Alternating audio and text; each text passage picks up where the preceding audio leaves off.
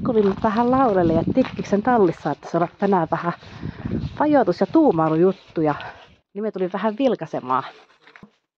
Klassikoita tuolla noita ja toinen on vähän rajummassa pajoituksessa ja huoltomies Eetukin jo täällä näitä. Hei, me jututaan vähän. Mitä te olette tekemässä nyt?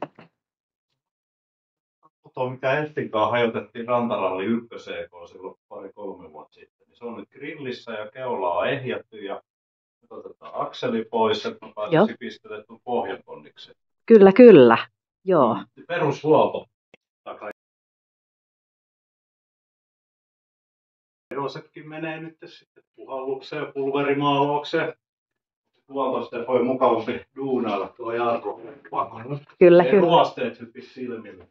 Noniin, mitäs sitten? Oho, sitten jatketaan taistelua. Tässä on kato yhden historiikkikauden juttuja, niin vaikka mä maalasin monta kertaa kauden aikana, niin kyllä me Laurinkaan sen verran suditeltiin ja lähti. Tähän on tehty pian kolo, että se on akseli vaihdettu paremmin. Sitten jos lähdetään Englantia ja RAC-historiikkiralli, se on viikon reissu, niin yötä päivää kun siellä ajetaan, niin siinä on ihan mahdollista, että joutuu akselin vaihtamaan, niin se pitää sitten käydä nopeasti. Pitää nyt vähän tehdä semmoisia ennakoivia hommia. Vois me ihan väärin, vai oliko se silleen niitä, että tää on ihan niinku semmoinen, että nyt aito ja alkuperäinen tää, ja sitten tää, joo. Ja siinä on vielä värivaiheessa, että mikä väri siihen laitetaan, tehdäänkö sitten sinivalkoinen vai nortisvärinen oranssi vai tai sitten joku kolmas vaihtoehto. Nopeasti tässä vielä palaa siihen Savonlinnaan, että sehän meni aika hyvin sinne, tosi hyvin sinne 7. erikoiskokeeseen saakka, niin kävikö siellä jotain?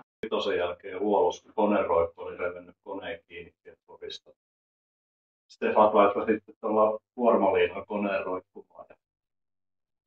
Sitten mä tyhmyyksissä niin 7 loppus unohdin, että se kone on siellä vaan roikkuu liinalla kiinni, niin vähän liian kovaa ajoin. Hyppy suoriin. Se ilmeisesti retkahti yhdessä hypyssä koneen ja vetari meni sitten poikki jotenkin tasauspyörästä sisältä.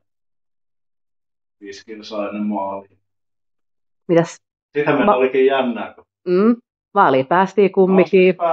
EK-maaliin ja Savonlinnaan. Pätkällä mäkeä ylös. Hyvä luppa siinä oli golfissa.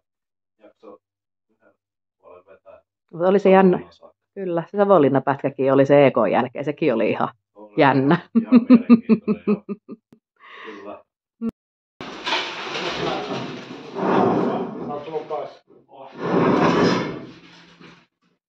Ropina käy. Joo.